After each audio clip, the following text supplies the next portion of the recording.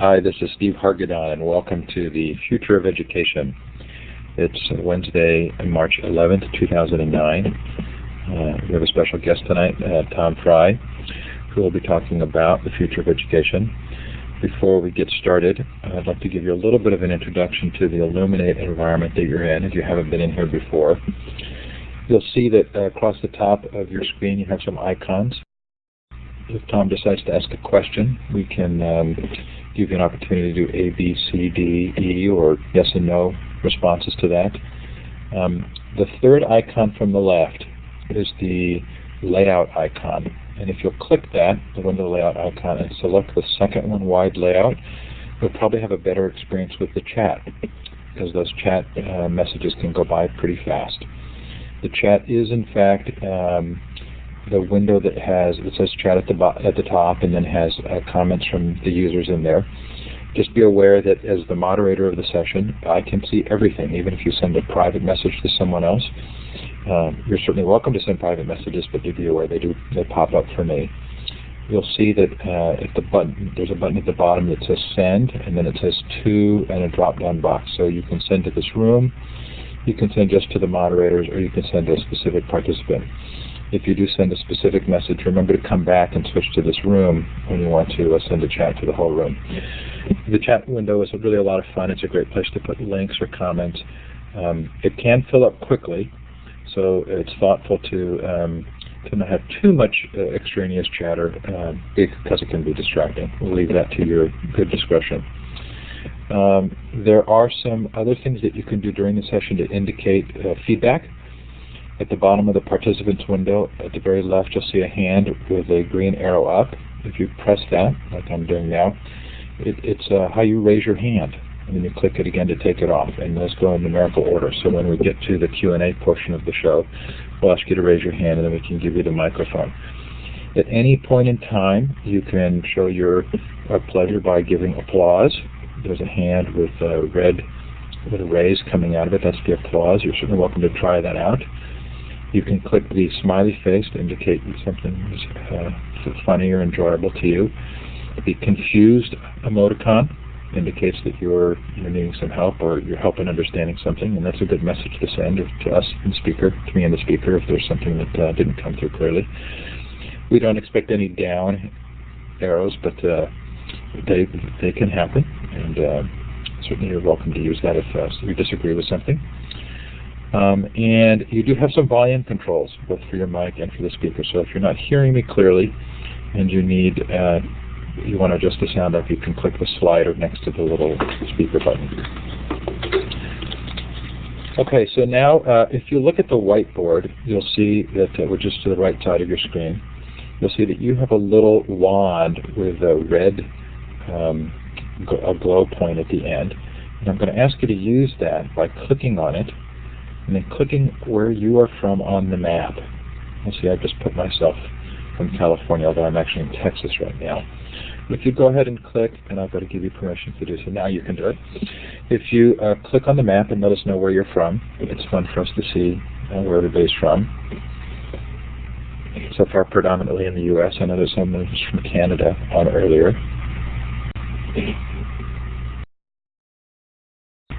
Got someone from Australia. Terrific. And it's awfully fun. Oh, Sue, hi. Glad to have you here. It's also a lot of fun if you just put in the city that you're in and maybe the time and the temperature in the chat window. Get used to putting something in chat. It's also kind of fun to see what the weather's like. I'm here in Texas at the COSN conference, and it went from a balmy 86 degrees when I arrived to tomorrow being forecast in the 40s. So a 40-degree drop. So our guest tonight is Tom Frey. Tom wrote an article called The Future of Education, which actually generated some comments in the Classroom 2.0 network. And I'm going to put that link up so that you can see the discussion in Classroom 2.0.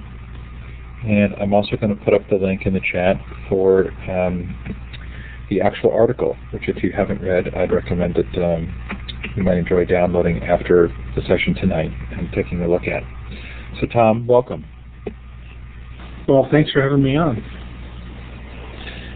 Well, this is just fascinating technology that you're working with here. I've not been through a session quite like this before, so this is quite intriguing. Well, we're really delighted to have you. And it's, of course, how could we not invite the author of an article called The Future of Education to the Future of Education interview series? Yeah. Just in the last hour, I got another dozen people connecting to me on Twitter here, so this is quite an interesting way of, I don't know, it's social networking on steroids, if you will.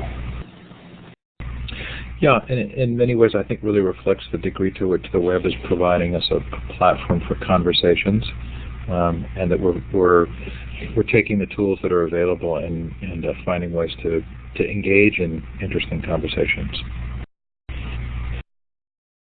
Yeah, this is really an interesting launching pad for our discussion on the future of education, because when you see something like this, it becomes so obvious how we can connect live with people around the world and teaching them, instructing formats that we've not conceived of in the past, or at least we haven't been using well in the past. There's a question in the chat about Tom's Twitter. It is Thomas Frey, twitter.com/Thomas Frey. And for those of you who are interested in what Twitter is, Peggy is going to put in the chat window, I'm sure, the link to the Classroom 2.0 session last week on Twitter for teachers. Well, so Tom, let me start by asking you really the obvious question. Your article starts by saying that within 2 years, a radical shift will begin to occur in the world of education. The article was written almost exactly a year ago. Do you still believe that, and would you like to kind of set the stage for that argument? Sure. With all the things that have been going on online,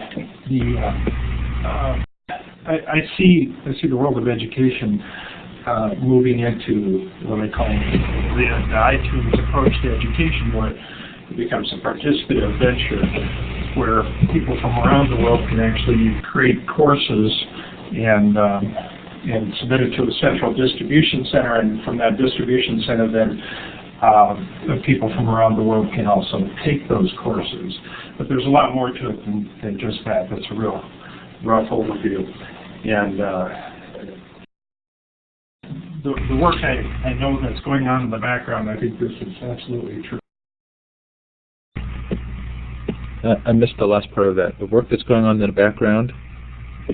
Yes, with the things that we're working on, we're working with a company that's doing exactly what I had mapped out in this paper on the future of education, and refining it and actually creating a piece of software that will enable people to create courseware online very rapidly and quickly and robustly. Okay, so it'll be fun to get there to that point. Certainly the courseware argument is the central thesis of the article. Before we do so, the article starts by talking about a lesson from the ancient world. Do you want to describe that? Sure. Yeah, when we go back to the time of the ancient Greeks, we have several famous Greek mathematicians. We have people like Archimedes, Pythagoras, Euclid. We have a number of famous Greek mathematicians. But when the Romans came around, we don't have any famous Roman mathematicians. And it's not because the Romans are somehow dumber than the Greeks. It was because they used Roman numerals. Roman numerals is a rather stupid numbering system, but in defense of the Romans, there happened to be a lot of stupid numbering systems at the time. The reason it was such an inferior numbering system is it wasn't a placeholder system. It didn't have the ones, the tens, the hundreds, and the thousands. And so every number that the Romans wrote down was essentially an equation. And that prevented them from doing any higher math.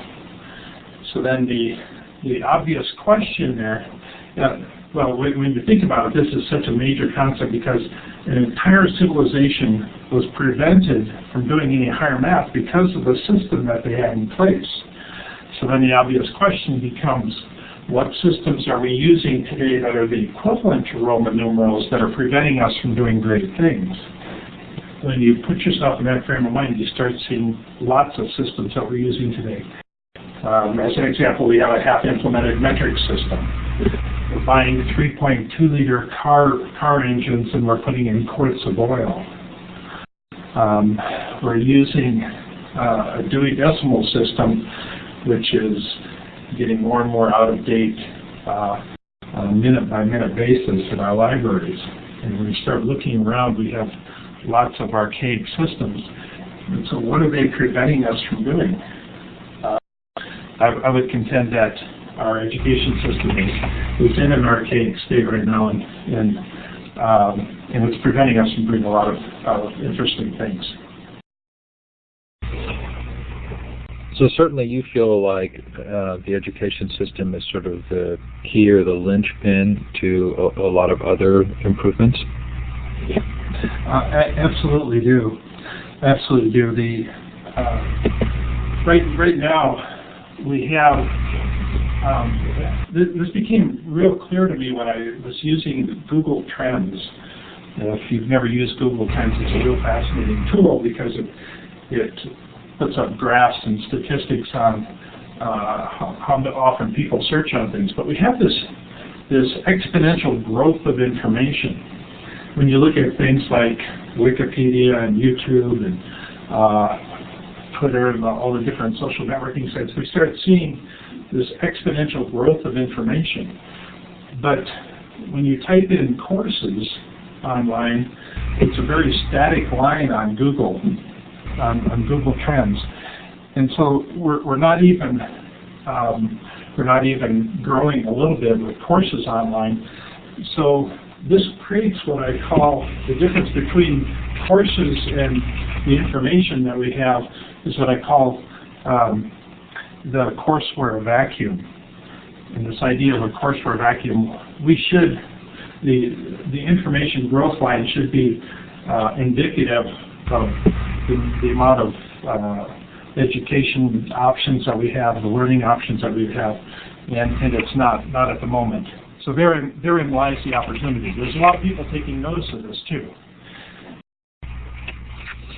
So it's interesting, what you're calling the courseware vacuum is number 3 of your 8 driving forces, but it really does seem to be kind of the summary force.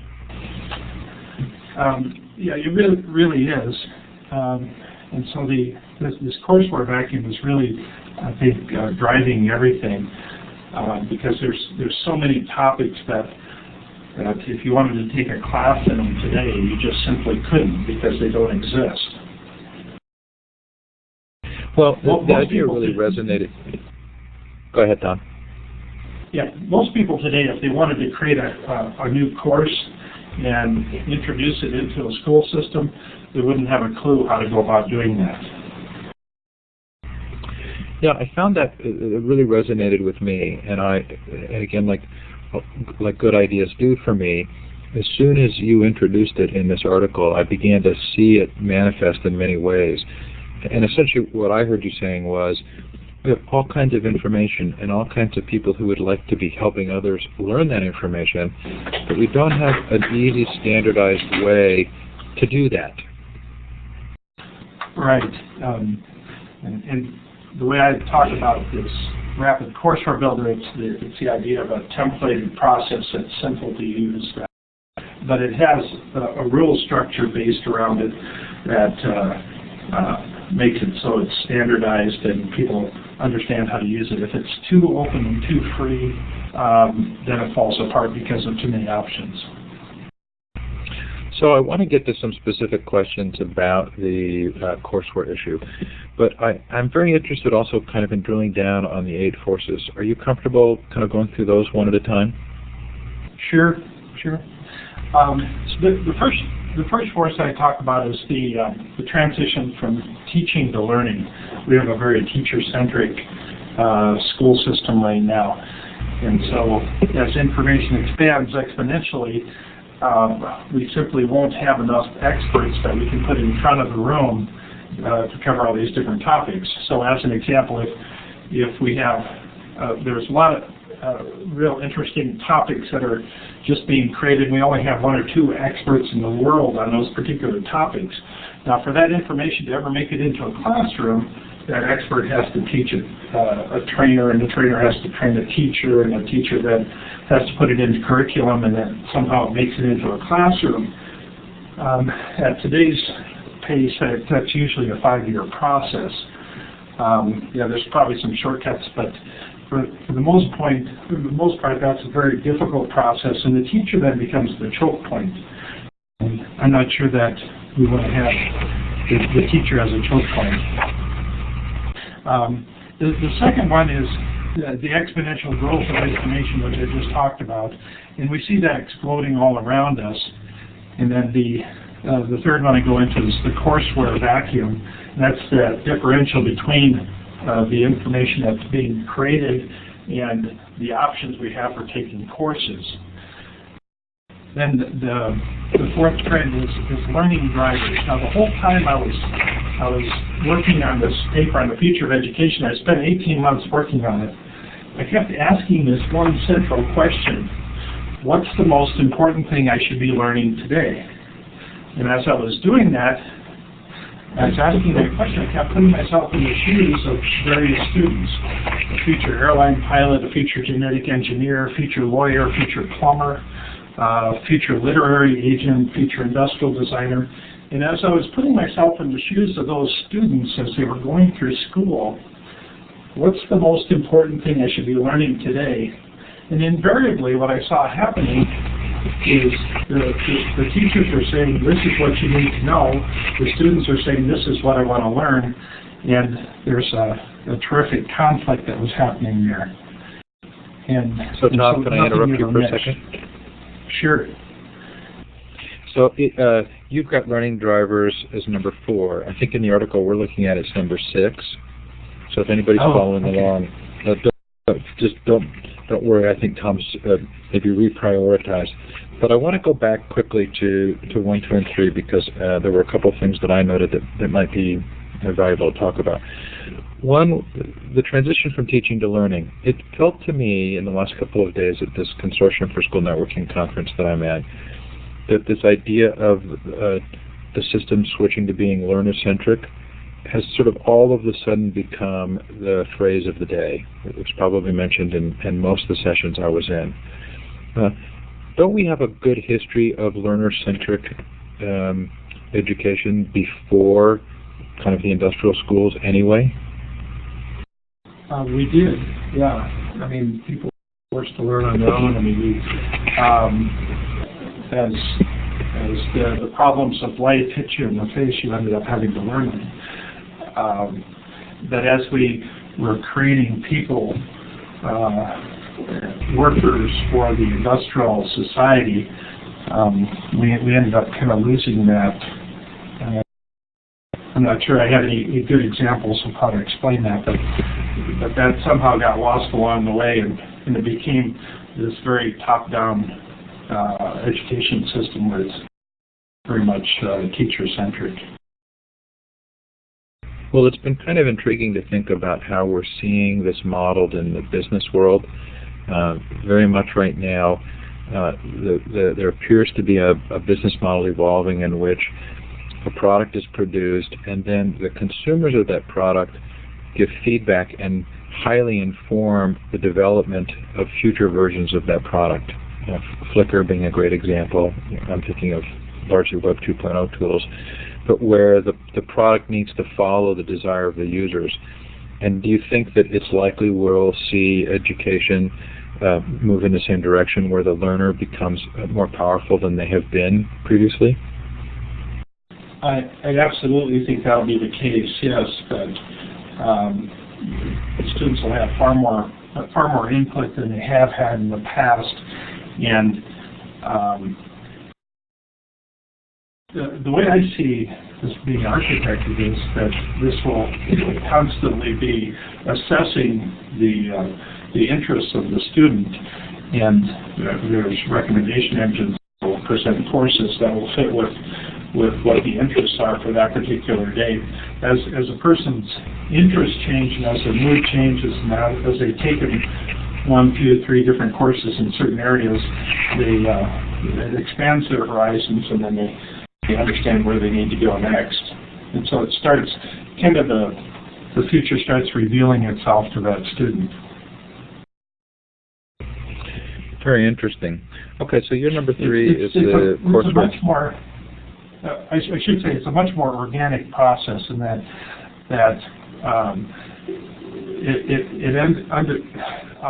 the options change on a daily, probably an hourly basis, and so that it's not something that gets mapped out months in advance and then this is the curriculum you take.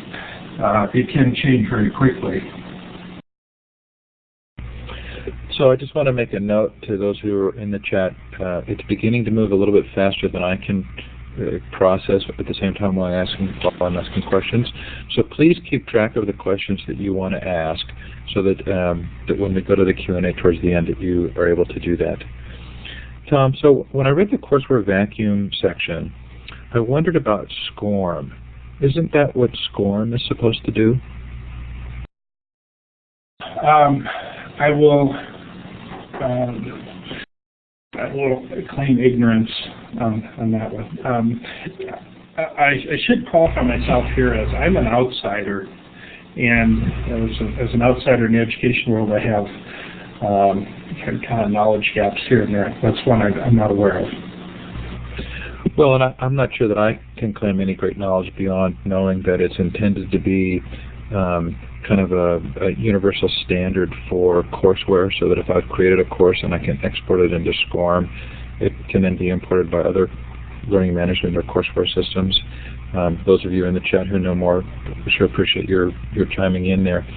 But still, I would say your argument is essentially still the same, which is until there's universal adoption or awareness, then we really don't have the kind of open standardization that you're asking for. Right. I'm just reading up here on what SCORM is, and so I'm just catching up here on the fly. Well, don't feel that you need to become an expert in the next 30 seconds. That's what's so fascinating about this format that you're using here. I think the whole standardization happens on certain levels here, but then the trick in designing this rapid courseware builder and designing course modules in the future will be how flexible do you make them, how open do you make them, and how creative do you allow people to get. I mean, one of the things I talk about is going into making a modality diverse, meaning that it could be courses that you take on a computer, but it also means that you can go out and plant plants in a garden, or swim with the dolphins, or work on some biology project hands-on. Somehow you interpret that information and you record it all online. So then you have an online system for recording all that information. Yeah, I mean, as I read the article and talked about it with some friends, I thought of the degree to which, in the teaching process, it would be nice to be able to record something in some way, so that if somebody else asked for the same material, I would have an outline to do it. And the current systems that I thought of using, like Moodle, required that I actually have an account somewhere and that I was familiar with the tool. So I immediately thought, well, wouldn't it be nice to have an online program that sort of guided me through that, so that as I found something I was interested in teaching, I had a very simple way of recording that. Am I getting close at all to what you're thinking? Right. Now, there's several attempts. People have recognized this, what I call the courseware vacuum, in Moodle and Curriki and Wikiversity. connections. Those are all different attempts to fill this gap. I think we will know which one catches fire by the fact that it skyrockets, goes red hot, getting probably 1 million courses in the first year built on it. And so we haven't seen that yet, but I think that's coming very soon. So you're looking for the kind of adoption that we're seeing in MySpace or Facebook, but within the courseware environment. Exactly. Right now, MIT has all their courses online. You can go and take all their courses for free. It tends to be a pretty boring experience. I applaud them for doing this. I mean, Stanford's doing a lot of the same thing. But it needs to somehow be wrapped up into a Web 2.0 environment and become much more exciting than it currently is.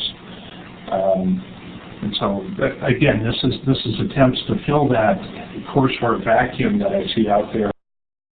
I don't think anybody's quite hit it yet. I'd be very interested to know if anybody in the chat is familiar with some of these services. I know there are a few that I've seen listed on Classroom 2.0 of sort of online teaching and learning environments that do allow you to capture that material. Tom, can we go quickly to what was number 4 in my list, which was the expanding gulf between literates and superliterates? Can you tell us what you mean by that? Right. As we're able to feed information to people through all kinds of different channels, and one of the things I talked about is just the expanding vocabulary. And as we're expanding the number of words in the English language right now, our ability to teach people what all these words mean and have them used in conversation becomes we're not able to do that in any functional way in our school system right now. So people are learning these through other means. They have other forms of education that's driving that. Well, one of the things... Go ahead, Tom. No, go ahead. Well, I was going to say, one of the things that I read into John Palfrey's book, Born Digital, and he's from the Berkman Center, and I interviewed him with PBS a couple of weeks ago, but was a concern that there's beginning to be a technological elite, and I wasn't quite sure how to square that with the gulf between literates and superliterates and the concept of technological elite, which I think essentially means that there's a class of youth who across cultures are having access to technology in a way that is putting them in a very elite situation. How would those two relate? As we break down society between the literates and the illiterates, then we break down the literates between the computer literates and the computer illiterates, and then we break it down between those that are computer literate, those that are maybe literate with Twitter or Facebook, and so we have all these different class systems that we're creating with technological literacy. It seems that we're expanding this literacy universe in some interesting ways. Well, it certainly was food for thought for me. Okay, so number 5 for you was touch points for interfacing with society are changing. I can definitely say my touch point is a keyboard. Right. And I think within 10 years, I don't think we'll be using. I think that I've been hoping for keyboards to go away sooner, but I think we'll be talking back and forth. We'll have other types of interface devices, but keyboards are very archaic. I would think that that's the equivalent of Roman numerals in our society. Well, the point I think you're making is, I think the point you're making is that the touch points for education are changing. Exactly. Rather than going to a classroom, we can learn things very quickly through other means. And when somebody wakes up, when the young person wakes up in the morning, they start learning the instant that they're up, and their entire day they're learning things, all the way to the time that they go to bed at night. And a lot of people understand that people learn even while they're sleeping, and so the notion that we take a chunk out of our day and we call this education, and claim that this learning that happens in these classrooms is somehow superior to what happens while they're using their Xbox, or while they're interfacing with their touchscreen display, or through their iPhone, or some other interface device that they're using, I think is a little preposterous. And so as these tools change, our ability to learn changes as well. And some of these can speed up the learning process significantly. Well, I'm intrigued by the fact that I'm definitely an audible learner. And those of us who were at Q know that after the show's done, we're often going home. And for me, the drive back from Palm Springs was about an 8-hour drive. And I actually, for the first time, used my cell phone for the whole drive and listened to YouTube lectures. And for me, that's incredibly liberating to have almost unlimited content available for me to listen to. Yeah. One question I'd like to ask is, in what year will we have the first person who gets a PhD without being literate? This notion that we have to be able to read and write in order to be a smart person, that kind of permeates all of our society. And so how long will it be before we have somebody who actually gets the first PhD without being literate? I think it's an interesting question because we've had smart people throughout history that haven't been literate. I know the first time I listened to an audiobook, I thought I was cheating. Wow, this is too easy. It kind of dawned on me that the process of reading is a process of taking these characters on a page and turning them into mental concepts and images. That process of listening to an audiobook is a little different process. You're taking sounds and turning them into mental concepts and images, but however you get the information in your head really shouldn't matter. So are we going to create ways that we can get information into our head and become PhD smart, and so we can get a degree without being literate? I mean, is that a reasonable question? It usually stirs up a lot of people in the education community when I ask that question.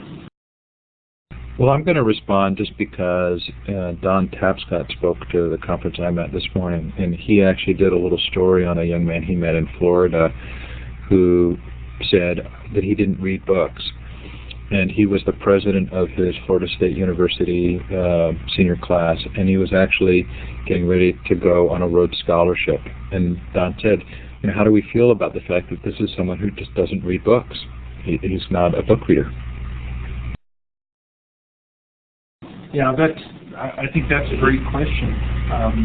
We do have blind people that can't read traditionally, that have gotten PhDs in the past. Socrates is probably one of the best known people in history, universally regarded smart person that we wouldn't know anything about him if Plato hadn't written it all down. So there's a number of other people like that. I think literacy and intelligence are two separate items, and as we change the devices that we have to work with, I think we'll see lots of new options. Okay, so now we're back to learning drivers, and can you explain to me what you mean by this as a force? What's the learning driver force? Yeah, that goes back to the question of what's the most important thing that should be learning today, and that notion that I'm much more motivated to learn something that's interesting to me, that I want to learn rather than something that somebody else wants me to learn. I think that's such an important change in the way we look at education, because if I'm presented with 4 different courses, and this is one that I happen to like, that I'm real fascinated by, I'm going to dive into it and learn it much quicker. I think the speed of learning happens faster, the level of engagement increases, all different kinds of motivations come into play there.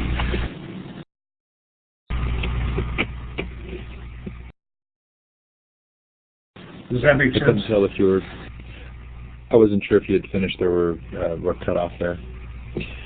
Yeah, I find it very interesting. As I looked at that hierarchy of needs, I probably realized, at least for myself, I feel a lot more liberty to pursue the things that I'm interested in, and maybe that's because I'm in a community that's highly learning interested. Yeah, when we are presented with an option where we can use the best learning technology that works best for us individually, and we're working on topics that we're interested individually at a time that we're most interested in it, then those 3 factors, when they come into play, I mean, that changes everything. The speed with which we learn, again, the level of engagement, the motivation that we have, all of that changes once we're kind of synced up with what we have in front of us. So I wonder if that's, for years I've said that I was so glad to become an adult because I was able to actually capitalize on my strengths and not have to always be showcasing my weaknesses. I wonder if what I wasn't actually experiencing there was actually the opportunity to kind of manage my own learning. Well, I know as a kid, I tended to resent people telling me what I had to do all the time. I resented that I had to read this book, resented that I had to do this project. I wanted to do what I wanted to do, and I'd probably do the same type of things, only if I was motivated by myself, that changed the equation dramatically. So I was kind of rebelling against the system all the time because of that. So your last 2 drivers were the age of hyper-individuality and the transition from consumers to producers. What I'm hoping you can do is kind of touch on those and then sort of set the stage for sort of your summary thoughts so that we can, at some point fairly soon, move into the Q&A. Okay. Yeah, the age of hyper-individuality has to do with the fact that if we have a problem today, we're not concerned about what the neighbors are doing. We're concerned about buying products to solve our individual problems. So we're not trying to keep up with the Joneses so much anymore as we are trying to find that product that perfectly matches our need for the moment. And with 100 million different products on the marketplace right now, it's usually a safe bet that one of those options are out there. And then as we transition from consumers to producers, this notion that people are no longer satisfied with information flowing one way. They want to somehow participate in it. They want to be engaged with this information. They want to take ownership of it. So they want to help create it. So this idea that it's a top-down information flows this way into the student, I think those are days that are going to be numbered here and are leaving quickly. So and when I give talks on the future of libraries, I talk to libraries about this notion of the tools of production. What are the tools of production that could be added to a library rather than just handing out books to people? If people could go in and actually move into a podcast studio or a blogger station or a video studio or something like that, where you can actually create content as opposed to just consume content.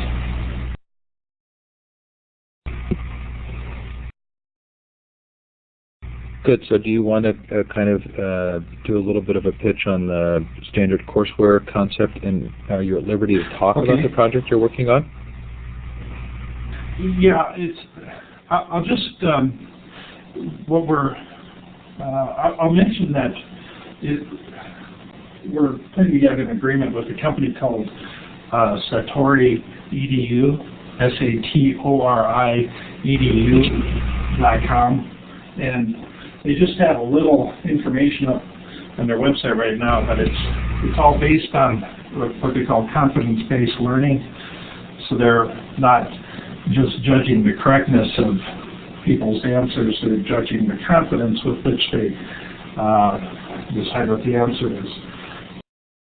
Through their research, they found that there's this 55-15 rule, in that people have roughly 55% of the information that's in somebody's head is information that is confident and correct, and then we have this 15% that is confident but incorrect, and the rest is in the gray area in between. But when people are confident, they think they're absolutely right on a topic, but they are actually wrong on it. That's pretty dangerous territory. And so the technology they've developed actually improves dramatically the accuracy, the level of correctness that people have, as well as the confidence with which they have. So there are certain industries where people can't afford to be wrong. If you're a doctor or a nurse in a hospital, you really have to have a high degree of certainty about what you're doing. You need to be right about it. If you're an airline pilot, again, you need to have a high degree of certainty and confidence. With this technology, they've done studies with different companies and shown exceptionally high rates of, after they go through training, the companies have high rates of employee retention and very extremely low rates of defects, and so there's dramatic shifts that happen as a result of this type of training. So anyway, the courseware is all framed around this templated process so that people can generate courses quickly and through a very systematic process. And once they're created, then they'll go through something of a beta test operation, so they'll test out to see how well it works and go through a correction process, so each one will be evaluated and improved, and then it's released to the public. Then anybody in the world then can take these classes. So that in a nutshell. Each one will be framed around a one-hour module, and so subjects that are much longer than an hour, they will require a number of modules, and so it will have, we'll build in quite a few different unique features into this. As I mentioned earlier, we'll try to make it modality agnostic, in that it's not just computer-based learning. It's you can use videos, you can use animation, you can use graphics, you can be out in the shop working with a saw, and you can be learning, and somehow that gets translated into these learning units. And it will have a profiler that's constantly assessing what you're interested in and topics that how your interests change over time. It will keep track of where you've been, the classes that you've taken in the past. And then there's this whole topic of right and wrong, the correctness of the information. We wrestled with that on a number of different levels, and how do we make sure that the information that's put out there is correct. And we looked at, imposing some sort of an oversight committee, which we instantly figured out that would get reduced into a political turmoil. And so then we decided the best way to approach it would be to put some sort of a tagging system on there so it can be approved or disapproved by different organizations. And so the approval process. I mean, we might have some controversial classes like the Catholic Church on one side disapproving it, and the ACLU on the other side approving it. That I think will be pretty rare. More than likely, most of the classes will fall into the category of whether or not somebody can get the IEEE stamp of approval, the American Chemical Society stamp of approval, that sort of thing. And so those stamps of approval will become a very important piece of the whole process. And so the tagging systems will also allow different people to put tags on with comments and there's prerequisite and post-requisite tags that we'll put on the courses, that sort of thing. And then things like certification input, so that if, as an example, IEEE, all the electrical engineering people decide that we need 100 hours of classes for a certain certification, then we'll have different people create those classes, and then once you take those 100 hours, then they will decide which classes fit into that certification process. And there will be a way of participating in the well, so that now I had originally pitched the idea that all of the courses would be, general courses would be sold at 99 cents, kind of like on iTunes. I think it will be a little higher than that, but again, I think it will be much more affordable than some of the high-priced education today. And so the people that are creating the classes will be able to participate in the money that's generated. This creates an entirely new industry.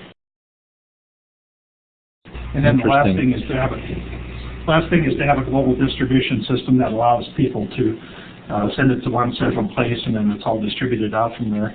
Something that's we think of in terms of cloud computing right now, but it has to be very safe and secure and hacker-proof and that sort of thing. So I do want to give a chance for people who are commenting to ask some questions. You say at the end of the article that we're on the verge of radical shifts, and that there are going to be people for whom this will not be a happy development. I want to tell a very quick story. I was in Pennsylvania a couple of times this year, and they have a new cyber charter program, and it's certainly drawing enough students away to actually have an impact on the local districts. Is this the sort of the first wave that you think we'll be seeing of pretty dramatic change? I think it is. Now, the way that I see that is transitioning is that initially schools will embrace this. This helps create the curriculums, and then the traditional teachers then will start acting more as coaches, and they'll assist the students as opposed to being in front of the room teaching the classes. I think that becomes the first fundamental change and shift in the way. Homeschoolers will naturally jump on a system like this right away. It gives them lots more tools and options than they presently have. Foreign students that don't have access to education like we do will jump on it right away if they have a way of connecting online. And then I think the large associations, the business world, I think will pick up on this right away as well.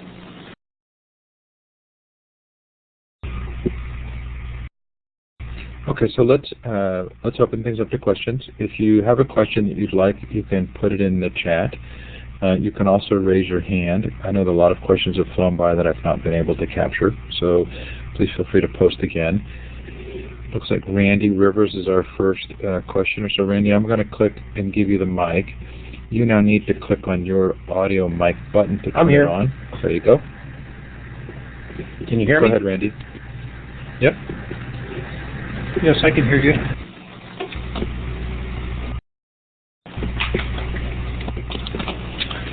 Randy, we had you, but it looks like you've turned your mic off. We could hear you when you started to speak, so go ahead and click that mic button back on if you can. some reason, Randy, we're not hearing you again. Go ahead and run that Tools Audio Setup Wizard, or try again. We can also come right back to you if we want to another There, question. got it. There you The question has to do with the gaming industry, and they may have already cracked the nut on engagement and maybe some sort of a common engine. What do you think? I think the gaming industry is making tremendous inroads. The gaming industry's primary motivation is entertainment, though. They haven't been looking at this through the lens of an educational process, at least not most of them. There may be a few out there, but as far as engaging students, I think that they have clearly raised the standard.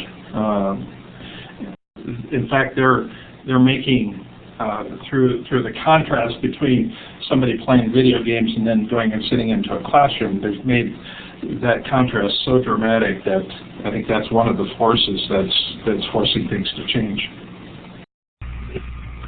One of the things I heard in the last couple of weeks was that the gaming industry is really good at context, providing context for learning.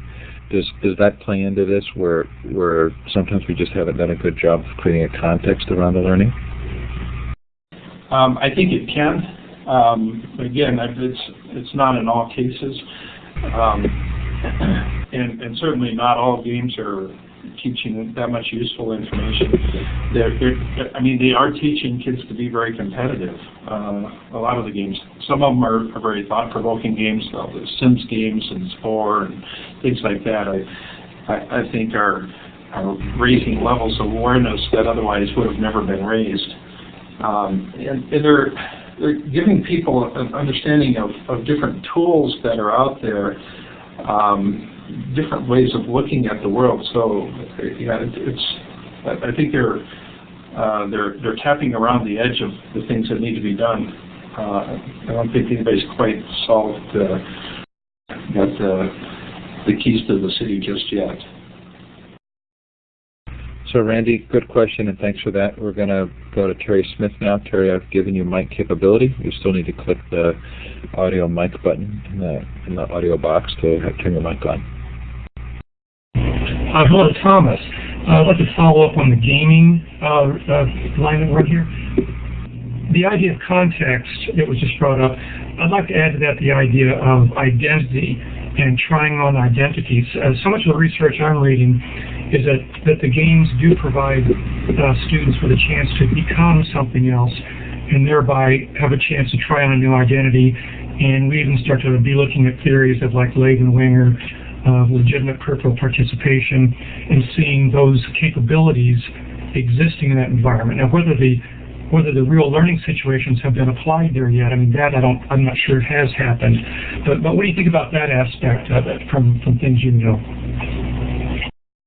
Well, certainly there's a piece of proficiency that comes with doing things over and over again. I just finished Malcolm Gladwell's book Outliers, and that notion of having to do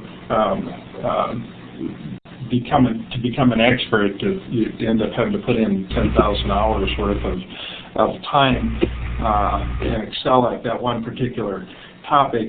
I think the gaming world creates entertaining ways to actually become real proficient at certain skills, and how that translates into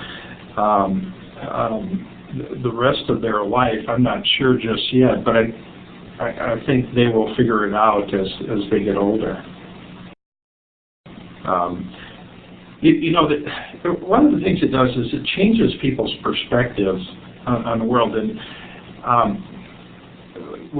right now the education system's very two-dimensional oriented. We're working with two-dimensional whiteboards and blackboards, and we don't train kids how to think three-dimensionally. So as an example, if we were to create some three-dimensional display for the internet and we got rid of the monitors that we have on our desktop and we displayed the internet three-dimensionally above our desks, what would that look like? I mean, we have great difficulty imagining what that would be. My thinking is that somebody that is born and raised with that technology will take an entire generation before we finally start understanding how to use the three-dimensional technology like that. So again, I think that the gaming world, I think, comes into play on so many different levels. Thanks for that, Terry. Sean, I'm going to give the mic capability to you, and you need to click that button in your audio box. Okay, hopefully you can hear me well. Yep. Thomas, I was just wondering, with the advances in technology, I was wondering if you see it, how you see this affecting the barriers between the public and the private life, and if they're being melded, or is that really a good thing, or could it be dangerous? Just love to hear your thoughts on that. Thanks.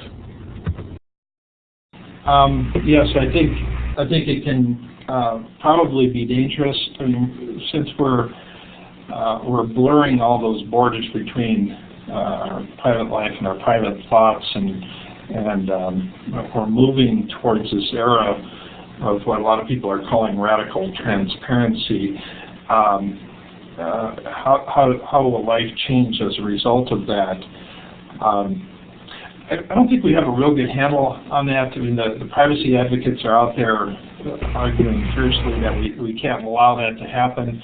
The people in the radical transparency making those arguments are saying that I'm not going to throw rocks at somebody that lives in a glass house if I also live in a glass house, so that we're equally safe because we're all equally transparent.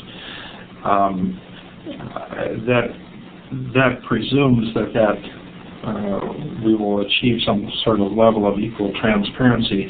I'm not sure that's a good presumption. So that you're bringing up some real interesting questions, and I'm not sure I have a good handle on all the downsides yet. I do know that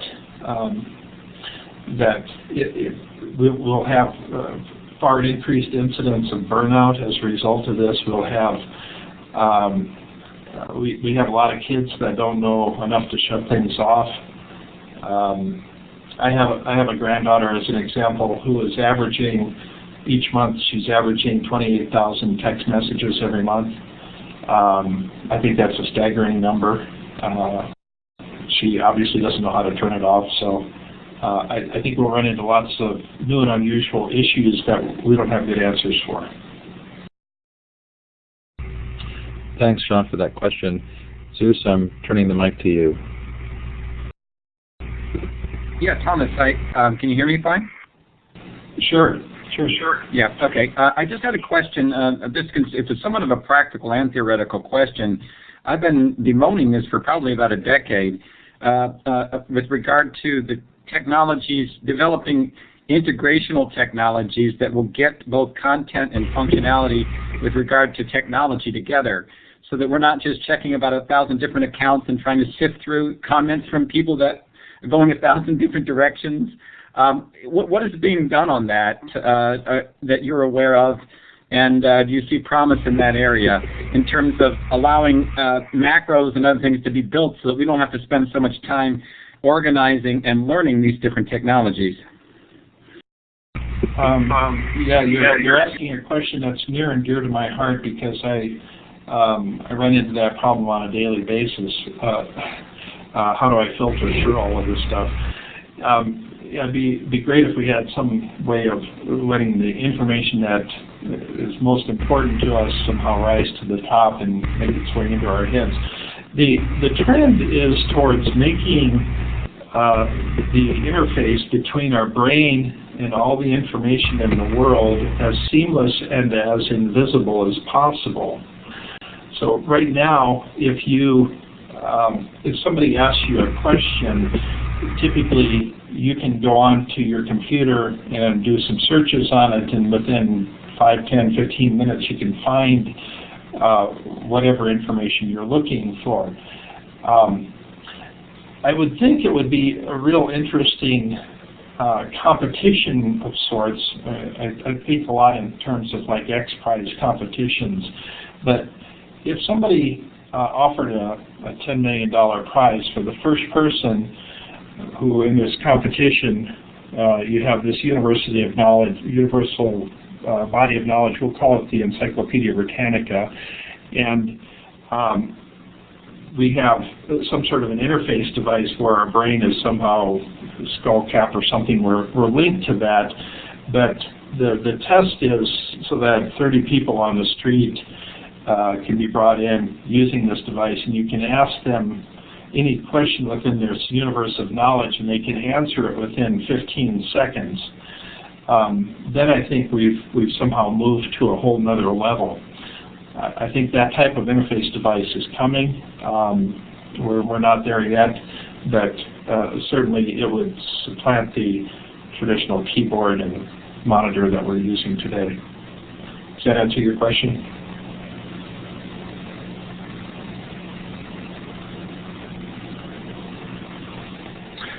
Hello? So I think it must have, if we haven't heard from Zeus. Okay. Was trying to save some time and put up the link to our final survey, and the survey link is bad, so give me a second, I'm going to do it. While I'm doing that, we'll let Kim ask the final question. Kim, I'm going to give you access to the mic. My question really has... Oh. Okay, can you hear me now? Yeah, I can hear you. Okay. My question really has to do with motivation of the students. This seems like it would be such a marvelous opportunity for the highly motivated student or the adult, and I see it really as widening the gap right now between the haves and have-nots with those students who just don't seem to care so much. And I wondered if you had thought much about that question yet. Yeah, that's a real common question, and I tend to go towards, I think students all have their own motivations, but they're motivated in different ways. And so the traditional motivated versus unmotivated student, I think, is radically different than what it would be in a system where you can actually pick the courses that you're interested in and take classes that are of interest to you, and also learn them in a learning style that clicks with you. If you're an audio learner, if you're a very visual learner, if you have the option of taking classes that really click with your learning style, that changes the motivations radically. I'm not sure that answers all of the questions on motivations, and certainly students in the future, as they have in the past, will move forward at different paces. But I think that I don't think we know enough yet to dismiss this type of system out of hand because some people might not be motivated. I don't think we understand that equation just well enough just yet. Thanks. I would agree with that. I do worry, but I think it would be such an opportunity for so many students. I wouldn't dismiss it. Yeah. Well, thanks for the question. Okay, so I'm back, and I'm sorry if you heard me typing, but I do have a good link for the survey. Let's go ahead and give Tom a little round of applause. You can do that by clicking on the hand clapping. Tom, thanks so much for coming on. That was really great. There's been a lot of great dialogue and discussion about what your thoughts in this particular article, and let's hope that discussion keeps going. Did you have any final thoughts you wanted to give? Yeah, I've seen the comments been flying by here. I apologize, I haven't been able to focus on them, otherwise I would mess up on all kinds of other things. But this is absolutely a fascinating process you have here, and I thank you for having me on your show. Absolutely, it's been delightful. Our thanks to Illuminate for providing the environment here, and our thanks to KnowledgeWorks, who have funded this interview series. Appreciation to all of you for coming out tonight and for participating. Tom, if you want to put in your contact information again in the chat, people can contact you directly if there were questions that didn't get answered, and maybe your Twitter account as well. So thanks, Tom. Thanks, everyone, for coming, and the recordings of the session will be posted by tomorrow. All right. Thank you very much. Thanks, everybody.